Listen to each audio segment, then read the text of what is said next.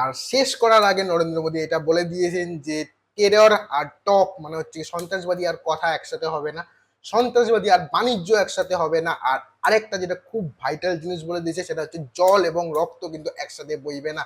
মানে হচ্ছে কি সিন্ধু যে জল চুক্তিটা আছে, সিন্ধু নদীর যে চুক্তিটা, সেটাও কিন্তু এখনের মতো খোলা হচ্ছে না বলা হচ্ছে। আর এটার সাথে সেটা শেষ মতো বলে দিল যে পাকিস্তানের সাথে যদি এখন কোনো রকমের কথা হয় সেটা একমাত্র যে পিওকে মানে পাক অকুপাইড কাশ্মীর নিয়ে কথা হবে।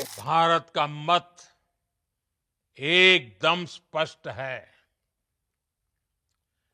टेरर और टॉक एक साथ नहीं हो सकते। टेरर और ट्रेड एक साथ नहीं चल सकते।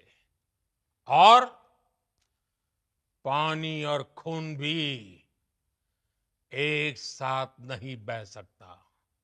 मैं आज विश्व समुदाय को भी कहूंगा, हमारी घोषित नीति रही है,